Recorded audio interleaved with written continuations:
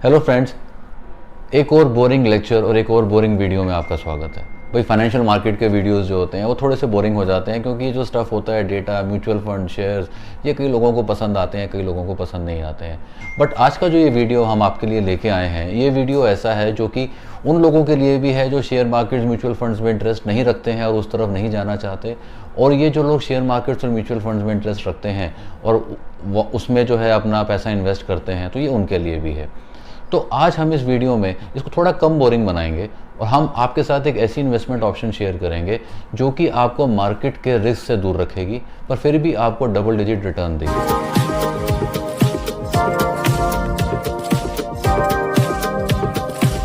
Hello friends, हॉका investment में आपका स्वागत है। मैं हूं सुमित सब्रवाल।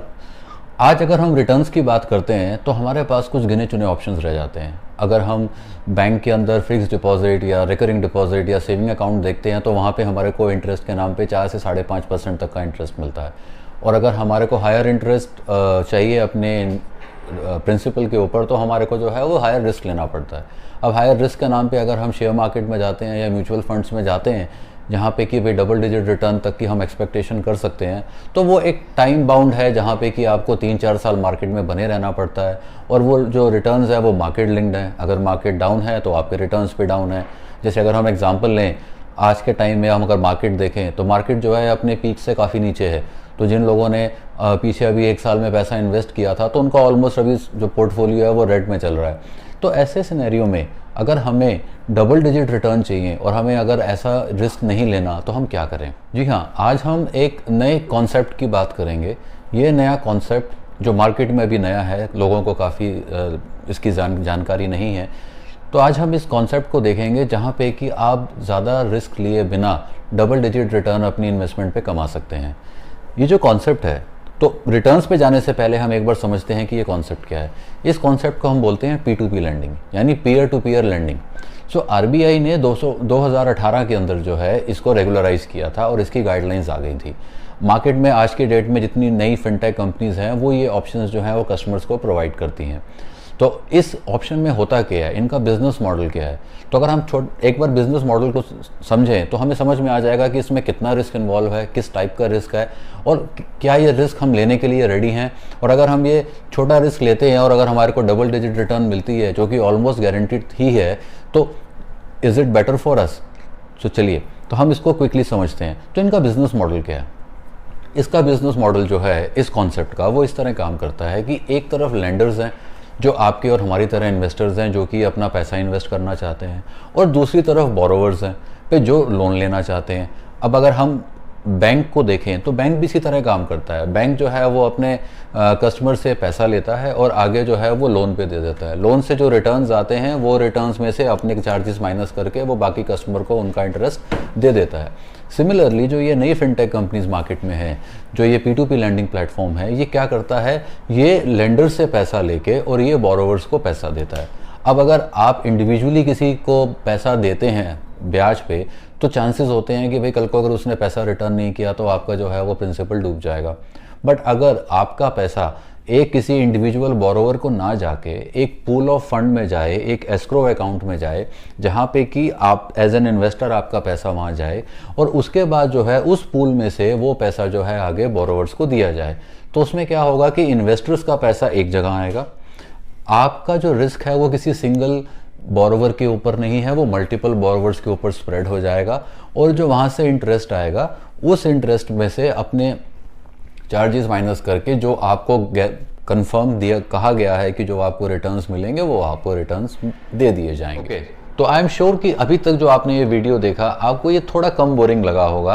और अगर आपको ये थोड़ा सा भी वीडियो अगर अभी पसंद आया तो प्लीज़ आप इस वीडियो को लाइक करिए और हमारे चैनल को सब्सक्राइब करिए। अगर आप सब्सक्राइब करेंगे तो आपको ऐसे ही अच्छे इन्फॉर्मेटिव वीडियोज़ मिलते रहेंगे। हाँ, थोड़े बोरिंग ज़रूर होंगे पर वो इन्फॉर्मेटिव होंगे, इस बात की हम एश्योरिटी ले सकते हैं।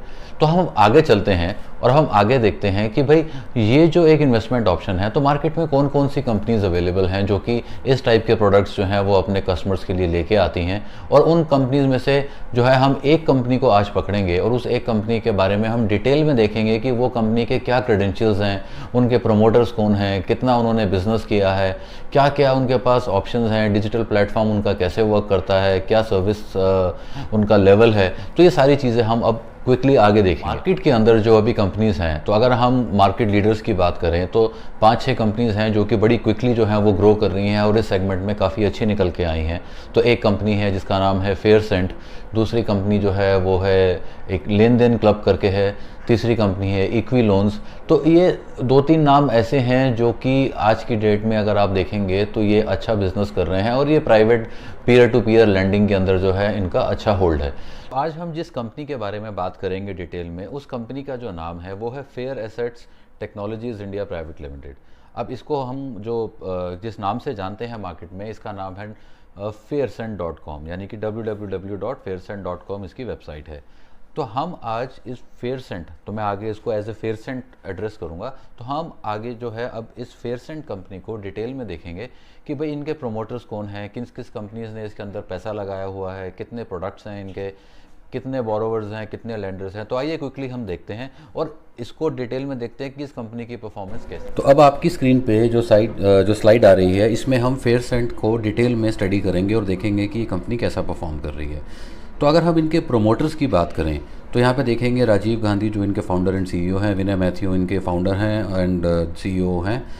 अगर हम अवार्ड्स एंड रिकॉग्निशन की बात करते हैं तो इन्होंने काफ़ी अवार्ड्स लिए हैं अभी तक।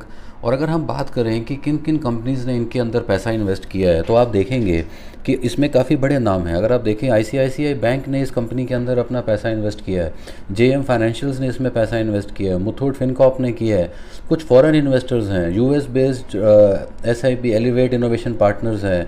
अगर आप उसके बाद देखें कि जो इनके एडवाइजरी बोर्ड पे हैं मिस्टर टीवी मोहनदास भाई, ये जो हैं एक्स सीएफओ और बोर्ड ऑफ डायरेक्टर्स इन्फोसिस हैं। तो इस स्लाइड से हम ये थोड़ा सा हमें कंफर्ट मिलता है कि भाई ये कंपनी जो है इसके अंदर काफ़ी बड़े नामों ने पैसा इन्वेस्ट किया हुआ है। और अगर वो इनके बिज़नेस को सेकंड कर रहे हैं और इन्वेस्ट कर रहे हैं तो इसका मतलब कहीं ना कहीं इनके बिज़नेस मॉडल में कुछ बात तो है। अब अगर हम देखें कि फेयरसेंट ने अभी तक कितना काम किया है, तो इस कंपनी के पास यू विल बी सरप्राइज कि 36,36,000 रजिस्टर्ड बोरोवर्स हैं। अभी तक ये कंपनी ऑलरेडी 3,170 करोड़ रुपया डिस्बर्स कर चुकी है with average ticket size of 39,000। Average loan tenure 16 महीने का है। 2.25 लाख इनके रजिस्टर्ड लैंडर्स हैं। तो इससे ये पता लगता है कि भाई ये कंपनी चाहे अभी कॉन्सेप्ट नया है बट वेरी क्विकली इसने कितना जो है मोमेंटम गेन किया है। अगर हम इनके कवरेज की बात करें तो 1158 सिटीज़ के अंदर जो है इन्होंने अपने अभी तक स्प्रेड कर लिया है। और अगर हम बात करते हैं इनके फेयरसेंट डबल की, जो नया प्रोडक्ट इनका अभी लॉन्च हुआ है, तो इस प्रोडक्ट में क्या है कि जो आप पैसा इन्वेस्ट करते हैं जो कि बोरोवर्स को जाता है, तो वो इनके साइंटिफिक डेटा एनालिटिक्स है जिसकी बेसिस पे ये एल्गोरिथम के थ्रू जो है ऑटोमेटिकली जो है लोन डिसबर्स करते हैं। क्या प्रोडक्ट्स और क्या रेट ऑफ इंटरेस्ट ऑफर करते हैं, तो फेयरसेंट डबल के अंदर इनका जो पहला है वो है फिक्स टर्म प्लान। अब ये उन लोगों के लिए है जो 3 महीने, 6 महीने या 12 महीने के लिए अपना पैसा शॉर्ट टर्म के लिए पार्क करना चाहते हैं। तो 3 महीने पे आपको 10% पर एनम का रेट ऑफ इंटरेस्ट मिलता है, 6 महीने पे 11% और 12 महीने में आपको 12% का रेट ऑफ इंटरेस्ट मिलता है। अब इसके अंदर जो है आपका प्रिंसिपल और जो आपका इंटरेस्ट है वो एंड ऑफ टर्म में आता है। तो अगर आप देखेंगे कि 1 साल का जो इन्वेस्टमेंट है वो 50,000 से स्टार्ट होता है, 6 मंथ्स का 1 लाख से और 3 मंथ्स का 2 लाख से। सो डिपेंडिंग अपॉन कि आप कितना एक्सपोजर लेना चाहते हैं आप अपना प्लान चूज़ कर सकते हैं। अब कई क्लाइंट ऐसे होते हैं जो कहते हैं कि नहीं भाई मेरे को प्रिंसिपल और इंटरेस्ट मैच्योरिटी पे नहीं चाहिए, मेरे को तो मंथली इंटरेस्ट चाहिए, यानी कि आप मंथली पे आउट्स चाहते हैं। अब अगर आप मंथली पे आउट्स चाहते हैं तो इनके पास 2 साल और 3 साल के प्लान हैं। अब 2 साल के प्लान के अंदर 10% है और 3 साल के प्लान के अंदर 10.5% पर एनम का रेट ऑफ इंटरेस्ट है। और दोनों के अंदर ही आप 50,000 से स्टार्ट कर सकते हैं। तो ये जो है आपको मंथली इंटरेस्ट, यानी कि कुछ जो सीनियर सिटीज़न हैं जिन्होंने पैसा भी एफडी में रखा हुआ है जहाँ से वो इंटरेस्ट लेते हैं, तो वो कुछ पार्ट यहाँ पे डाल के यहाँ पे वो higher rate of interest as a monthly income ले सकते हैं। एक इनका ये प्लान आता है जो कि फ्रीडम प्लान है, जो इनफैक्ट मुझे काफ़ी अच्छा लगा ये प्लान। ये प्लान जो है इसमें खासियत क्या है कि इसमें कोई लॉक इन नहीं है, इन द सेंस कि भाई 3 महीने का टर्म, फिक्स टर्म, या 6 महीने का, या 2 साल का, या 3 साल का। आप जितने दिन के लिए पैसा रखेंगे आपको उतने दिन के हिसाब से इंटरेस्ट मिलेगा। अब इसमें खासियत क्या है, तो अगर आप 15 दिन के लिए पैसा रखते हैं तो आपको 4% पर एनम का इंटरेस्ट मिलता है। अगर आप 16 से 30 दिन के लिए पैसा रखते हैं तो 5% का। But the best part is कि अगर आप 1 महीने से ज़्यादा रखते हैं पैसा तो आपको उस पैसे पे 8.25% का इंटरेस्ट मिलता है। अब वो लोग जो कि शॉर्ट टर्म के लिए अपना पैसा पार्क करना चाहते हैं पर उनको ये नहीं पता कि वो शॉर्ट टर्म कितना है, अभी 15 दिन भी हो सकता है, 1 महीना भी, तो उनके लिए ये प्लान बेस्ट है। आप इसमें 3 लाख रुपए डालिए, आप 15 दिन के लिए पैसा रखिए, 1 महीने के लिए, 1.5 महीने के लिए, और जब चाहे आप इसको निकाल सकते हैं। और 8.25% का आपको rate of interest per annum मिल रहा है अगर आप 30 डेज से ऊपर पैसा रखते हैं। तो this is one of the best flexible plan which is there and gives you a very decent rate of return. तो अभी हमने इनके ये प्रोडक्ट देखे जो कि इनफैक्ट काफ़ी अच्छे लगते हैं कि भाई प्रोडक्ट्स तो बड़े अच्छे हैं, रेट ऑफ इंटरेस्ट भी बड़ा अच्छा है, पर इसके अंदर रिस्क क्या है। तो अभी आपकी स्क्रीन पे हमने जो इसको स्टडी किया इनके बिज़नेस मॉडल को, तो हमारे को 3 रिस्क नज़र आए कि इस प्रोडक्ट के अंदर 3 बड़े रिस्क हैं। पहला रिस्क क्या है कि भाई मैंने कंपनी को 1 लाख रुपया दिया, अब ये क्या गारंटी है कि वो पैसा कंपनी ने लोन में ही दिया है, वो हो सकता है कि कंपनी ने पैसा कहीं और यूज़ कर लिया हो। पहला रिस्क। दूसरा रिस्क क्या है कि भाई कंपनी ने हमसे तो पैसा ले लिया एज ए इन्वेस्टर, पर कंपनी के पास बोरोवर्स ही नहीं है, वो आगे पैसा लोन पे दे ही नहीं पा रही, तो भाई हमें इंटरेस्ट कहाँ से मिलेगा, दूसरा रिस्क।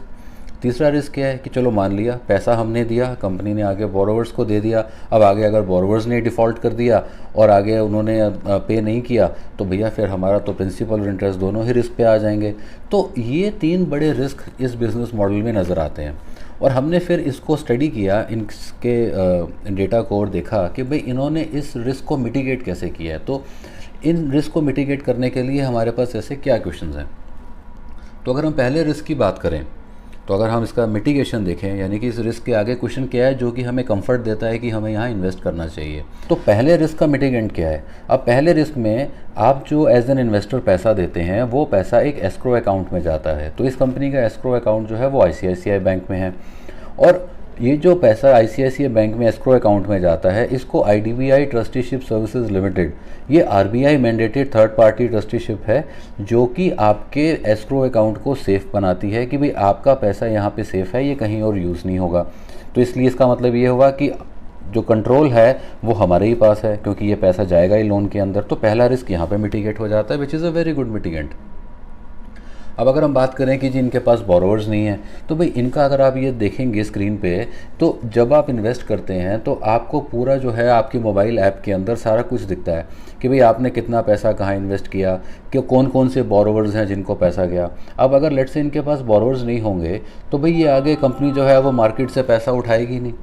भाई जिस दिन कंपनी मार्केट से इन्वेस्टर से पैसा लेना बंद कर दें, वो एक रिस्क हमें समझ में आएगा कि भाई हाँ यार इनके पास बोरोवर्स कम हो गए हैं। तो उस सिनेरियो के अंदर जो है जिनका पैसा ऑलरेडी गया हुआ है उनको तो रिटर्न मिलेगा, बट आगे जो है आप उसमें इन्वेस्ट नहीं कर पाएंगे। तो ये भी एक अच्छा क्वेश्चन है। और कितना अभी तक इनका AUM चल रहा है, कितने बोरोवर्स हैं, ये सारी डिटेल इनकी साइट पे अवेलेबल है। तो सेकेंड रिस्क भी यहाँ पे मिटिगेट हो जाता है। अब तीसरा रिस्क आता है, तो तीसरा रिस्क ये आता है कि भाई कल को डिफ़ॉल्ट कर दिया बोरोवर्स ने, तो यहाँ पे हम देखेंगे कि इनका जो पोर्टफोलियो है, यानी कि जो इनके बोरोवर्स हैं उन बोरोवर्स की क्वालिटी क्या है, वो कितना उनका स्टेबल कैरेक्टर है इन टर्म्स ऑफ रीपेमेंट्स, कि भाई वो पेमेंट कैसे करते हैं। तो आपकी स्क्रीन पे देखेंगे कि इनके 53% सैलरीड लोग हैं जो कि इनसे शॉर्ट टर्म अनसिक्योर्ड लोन लेते हैं, 47% जो है वो सेल्फ एम्प्लॉयड हैं। अगर आप देखें एवरेज टिकट साइज़ जो है वो 1 लाख रुपए का है, यानी कि इतना बिग टिकट साइज़ लोन नहीं है। अगर हम इनकी एजुकेशन क्वालिफ़िकेशन की बात करें बोरोवर्स की, तो इसमें मोर देन 77% ग्रेजुएट्स या प्रोफेशनल्स हैं, 83% मेल्स हैं, और 80% जो है वो 40 ईयर्स से कम है, यानी कि उनके अभी वर्किंग ईयर्स ज़्यादा हैं। तो इसका मतलब इनका जो बोरोवर का जो प्रोफाइल है वो काफ़ी स्टेबल है। अब अगर इनके बोरोवर का जो क्रेडिट स्कोर देखें कि भाई जितने क्रेडिट एजेंसीज़ हैं वो जो आपको स्कोर देती हैं, तो इनका 91% जो है वो 600 से 800 के बीच में क्रेडिट स्कोर के बीच में बोरोवर मिक्स आता है। और अगर हम एवरेज देखें जो 687 क्रेडिट स्कोर है, which is also very high. So that gives us a comfort कि चांसेस डिफ़ॉल्ट के यहाँ पे कम हैं, क्योंकि ये बोरोवर्स का जो क्रेडिट स्कोर है वो अच्छा है। नेक्स्ट एक जो और इम्पॉर्टेंट बात आती है बोरोवर मिक्स में स्टडी करने की, भाई उनका डेट टू इनकम रेशियो क्या है। ये कहने का मतलब ये है कि अगर 100 रुपये कमाते हैं तो उसमें से ईएमआई में कितना पैसा देते हैं। तो इसमें ये दिखता है कि भाई 85% ऑफ जो इनके रफली बोरोवर्स हैं उनका जो डेट टू इनकम रेशियो है वो 60% से कम है। इसका मतलब ये कि अगर 100 रुपये वो कमाते हैं तो उनका जो लोन का ईएमआई है वो 60 रुपये से कम ही है। So that gives us a comfort कि यहाँ पे डिफ़ॉल्ट के चांसेस कम हैं। अगर हम इनका जोग्राफी स्प्रेड देखें तो ये ऑलमोस्ट पैन इंडिया ही स्प्रेड है इनका। पर अगर आप देखते हैं यहाँ पे स्क्रीन पे तो आपको दिखेगा कि महाराष्ट्र में, उत्तर प्रदेश में, बिहार में, यहाँ पे उत्तरांचल, यहाँ पे इनका स्प्रेड अच्छा है और बाकी स्टेट्स के अंदर भी इनका 3-3, 4-4% स्प्रेड है। सो दैट मीन्स कि ये कंपनी जो है पैन इंडिया लेवल पे ऑपरेट कर रही है। अगर हम देखें कि इनकी पोर्टफोलियो की परफॉर्मेंस क्या है कि भैया आज की डेट में मेरा रिस्क जो है, जो हम इसको कह रहे हैं कि भाई इनका बोरोवर मिक्स अच्छा है, तो नंबर्स क्या बोलते हैं। तो अगर हम इनके नंबर्स देखें तो यहाँ पे हमें पता लगता है कि भाई ऑन एन एवरेज अगर हम इनका लास्ट मंथ का फिगर देखें तो अराउंड 26.17% जो है इनका वेटेड एवरेज रिटर्न है। और अगर हम इसमें देखें कि इनके एनपीएस कितने हैं वो 5.42 हैं और नेट रिटर्न कितना है इनका वो है 20.75। तो भाई ये 20.75% का जो है रिटर्न कमाते हैं। अब ये क्या करते हैं, उसमें से 12% पहले इन्वेस्टर को दे देते हैं और जो ऊपर बच जाता है वो इनके ट्रांजैक्शन चार्जेस और इनके अपने ऑपरेटिंग एक्सपेंस में काम आता है। अब कल को अगर ये एनपीए बढ़ भी जाता है, अब अगर ये 20.75 से लेट से अगर ये 13% पे भी आता है तब भी वो 12% तक का इंटरेस्ट तो देंगे अपने इन्वेस्टर को और इनके पास 1% बचेगा। तो ये जो डेटा है ये इनका जो है वेबसाइट पे और पब्लिक डोमेन पे अवेलेबल है। तो यहाँ से भी हमें पता लगता रहता है कि भाई इनका एनपीए कितना चल रहा है और कैसी इनकी परफॉर्मेंस है। तो ये डिजिटल प्लेटफॉर्म पे कंपनी होने का बेनिफिट ये है कि सब कुछ ट्रांसपेरेंट है और सब कुछ जो है अपने इन्वेस्टर्स के साथ ये शेयर करके चलते हैं। अब हम बात करते हैं कि जो ये लोन देते हैं तो लोन से पहले ये क्या चेक करते हैं। तो before giving loan to the borrowers तो ये क्या करते हैं, ये डिफरेंट एजेंसीज़ के थ्रू, गवर्नमेंट एजेंसीज़ हैं जैसे आपका पैन हो गया, आधार हो गया, ड्राइविंग लाइसेंस, ये जो इंस्टीट्यूशंस हैं जिनके पास ये डेटा है वहाँ से ये वेरिफिकेशन करते हैं। फिर ये इनकम टैक्स रिटर्न से, कंपनी इनकॉर्पोरेशन, और यहाँ से जो है ये सारी चीज़ें देखते हैं कि भाई कस्टमर जो बोरोवर है या जो एमएसएमई भी कल को अगर है जिसको ये लोन दे रहे हैं तो उनका जो है क्रेडिट वर्दीनेस कितनी है। अब जिसको लोन दे रहे हैं उसको ये रिमोटली वेरीफाई कैसे करते हैं, क्योंकि डिजिटल प्लेटफॉर्म है। अब आजकल डिजिटल में क्या है कि भाई वीडियो इंटरव्यूज़ होते हैं, आप मोबाइल रजिस्टर्ड मोबाइल नंबर पे कॉल करके कस्टमर को वीडियो इंटरव्यूज़ में क्वेश्चंस करके स्क्रीन करते हैं, फेस मैचिंग करते हैं, आप रेजिडेंट वेरिफिकेशन करते हैं, वीडियो के थ्रू उसके घर की पिक्चर्स और उसका जो रहन सहन है वो देखते हैं। फिर एक और आता है, आप जियो टैगिंग करते हैं कि भाई जो घर वो दिखा रहा है उसके लैटिट्यूड और लॉन्गिट्यूड क्या है, और वो लैटिट्यूड लॉन्गिट्यूड जो हैं जहाँ पे आप हैं वो वहाँ से जो है वो उसका यूनिक एड्रेस जियो टैगिंग है जो कि वहाँ से कैप्चर हो जाती है। तो आप देखेंगे कि सारा डिजिटली इतना मैं इसको कहता हूँ कि ये जिंग बैंग है कि भाई आप डिजिटली जो है कस्टमर को पूरा यहीं रिमोटली बैठ के जो है आप चेक कर लेते हो कि उसकी क्रेडिट वर्दीनेस, उसकी फ़िज़िकल लोकेशन कैसी है। और दूसरी अच्छी बात यह है कि ये ई-नैश मैंडेट रजिस्टर होता है, तो कोई भी जो पेमेंट्स हैं वो कैश में नहीं होती।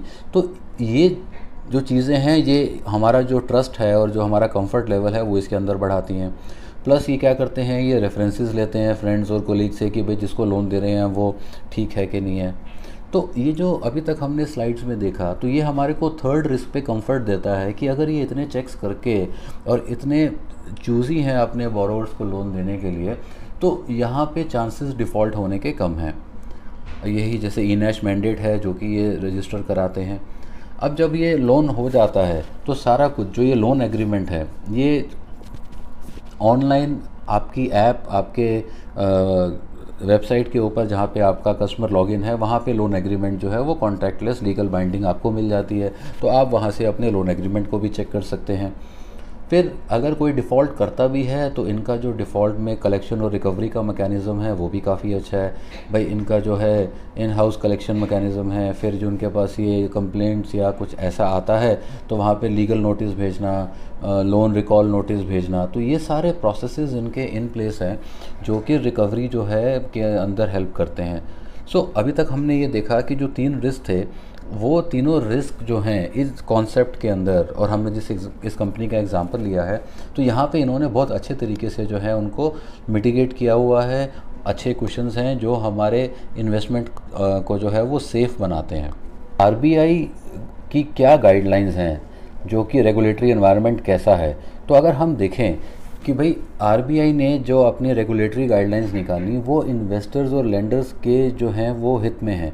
तो अगर हम पहली चीज़ देखें कि भाई कोई भी एक जो लेंडर है वो 50 लाख से ज़्यादा इस P2P प्लेटफॉर्म के अंदर जो है वो इन्वेस्ट नहीं कर सकता। अब अगर लेट से यहाँ पे 3-4 कंपनीज़ हैं तो आप हर कंपनी के अंदर अपना एक्सपोजर मिला के 50 लाख है। तो अगर किसी में आपने 5 लाख डाला, किसी में 4 लाख डाला, किसी में 10 लाख इन्वेस्ट किया, तो आप 50 लाख से ज़्यादा इस प्लेटफॉर्म में इन्वेस्ट नहीं कर सकते।